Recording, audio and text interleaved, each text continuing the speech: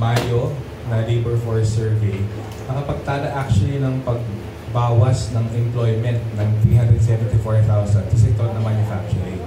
At tingin namin, hindi nakakatulong yung dagdag na taripa lalo sa mga micro, small, hindi ba micro. At least yung mga small enterprise na nag-export, hindi makatulong yung taripa kasi sa ngayon pa nga, wala pa yung pagpato ng taripa na yan, nababawasan ng trabaho sa manufacturing. Malaki yun, 374,000 na pagbawas na trabaho sa manufacturing kumpara sa nakarang taon. Itong pagpato ng taripa na to at paghihigpit, paghihirap dun sa pag-i-export ng mga, again, small garments and textiles manufacturers natin, small furniture manufacturers, actually even small na manufacturers ng mga maleta, mga bag, malaking presyo talaga sa kanila na ano yung merkado mo. At yun ang yun ang paninindak ni Trump eh. Alam niya sa ngayon, yung US pa rin, hindi China, US pa rin ang pinakamaling merkado sa buong mundo. Kaya ang lakas ng loob niya magpato ng taripa. Kasi alam niya, mas negosyante ka, gusto mo pumasok sa US para makapagbenta. So sa amin, yung 374,000 na pagbagsak sa manufacturing itong Mayo, malaking tsansa, lalaki pa yan sa madarating na buwan kapag pinato na itong dagdag taripa na pinakamabigat na bigwas actually sa mga small exporters natin. May mga nagtatanong, curious, bakit ito si Trump ngayon ay nagpapalaki ng kita epekto ba ito nung binobba niya yung Iran, laki ng ginastos niya doon para makialam sa giyera doon, Israel-Iran? Actually, yung nga yung punto namin malayo mag-isip yung Trump administration. Ang kahilingin lang sana ganoon din kalayo mag-isip yung saklaw yung tanaw ng Marcos administration. Yung Trump administration, kaya nagpapato ng taripa, hindi lang para makipag-away. Ipapato siya ng taripa kasi sa kanya pagtatansya, hindi ko sinasabi maging matagumpay siya, pero sa kanya pagtatansya, yung pagbigay ng proteksyon sa Amerikanong industriya, yun ang magbibigay daan sa pagpapalakas ng Amerikanong industriya at paglikha ng trabaho sa Estados Unidos.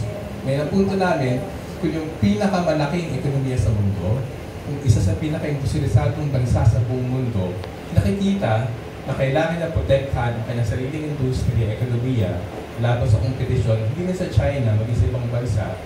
Bakit yung Pilipinas hindi mag-isip ng gano'n? Kung yung Pilipinas, sa amin sobrang halaga sa punto-punto. Pinakamaliit na yung manufacturing sector natin sa nakaraan 75 taon, since 1949. Yung more or less 18% share ng manufacturing sa ekonomiya, pinakamaliit since 1949. So, sa tayo po ng trabaho, yung pinaka-job creating sector na sana ay binukas natin sa competition mula sa ibang bansa at winasak yung lokal na industriya. At sa amin yun ang medyo nakapagtaka dito, pagpunta ng sekretary ko at na kanyang negotiation team sa US ng darating na linggo, sigurado kami, ang tanging ibibigay niya dyan, pagbukas sa ekonomiya. Yan kasi gusto ni Trump dalawang gusto niya, protektahan ang Estados Unidos, buksan ng ibang mga bansa. Gusto niya protektahan ang Estados Unidos para bigyan ng proteksyon at lakasan ng lokal na industriya. Pero, akibat nun, gusto niya buksan ng ibang mga ekonomiya para mabenta na yung kanyang produkto. Kasi yung negosyo gano'n, di ba? Yung negosyo gusto pinakamalaking posibleng merkado. Yun yung kinalulungkot namin. Hindi nagsasalita sina sekretary ko. Pero sana kung sino man media, nag-cover sila, tanungin, ano yung ihaalok nyo sa Estados Unidos para mababa yung taripa na yan? Sigurado kami, dagdag na pagbawas ng taripa yan sa mga produkto ng US sa atin. At sino pinakadelikado rin dyan? Maliban dito sa mga small producers natin. Konti na lang yan. Patitignan na lang yung mga small manufacturers natin. Alam niyo ba yung US, ang pinakamalaking source ng agricultural imports ng Pilipinas? Hindi actually manufactured goods ang na-export mula sa US. Ang pinakamalaking imports natin from the US ay agricultural products. At sa lahat ng bansa sa mundo, US ang pinakamalaking agricultural source ng imports natin. Marami dyan ay feeds, harina, may gulay dyan, may prutas. At kung ang punto de vista ng US, puwersa yun ang Pilipinas at ibang mga bansa, buksan ang kanilang merkado, sigurado, hihingin nila buksan yung ating sektor sa agrikultura. At sinong may mapipinsala dyan? Yung small farmers natin. Kasi yung US ang laki ng subsidy yung binibigay sa kanilang mga magsasaka. Hindi ka na tama pa sabihin na magsasaka sila kasi mechanized industrial farms. My pride sila, farmer ako.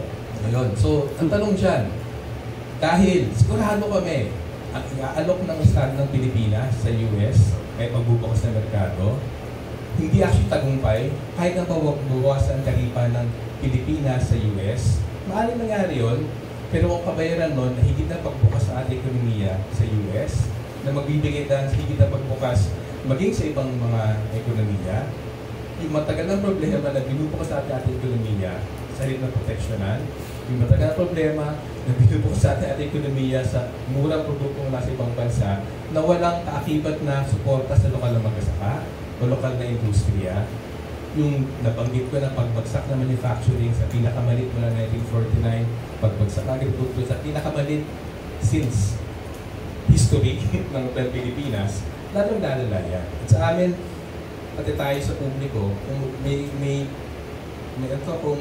pupunahin tayo, hindi lang sana tingnan sa punto de vista ng tataas pa o hindi yung taripa ng US sa Pilipinas. Kaya yung pangkalahatan, kung bubuksan ng Pilipinas na walang suporta, may problema sa atin. Sir Sunny Africa, Executive Director ng Libor Foundation, Pati Woods. Sir Sunny. Well, maraming ang pagsubok pero para sa akin, hindi pa huli. Sana sa dati na zona, tagapin yung problema para makahanap ng tamang solusyon. Huwag tayo ihis sa mga kontrobersya at mga exciting na pakinggan. Ang dami-dami pwedeng ng gobyerno kung gugustuhin niya, maraming paraan. Kung ayaw, maraming kontrobersya pwedeng pangihis sa atin. So, good luck sa atin lahat. Salamat po. Maraming salamat sa Sir Sunny Africa, Libor Foundation, si Yusef.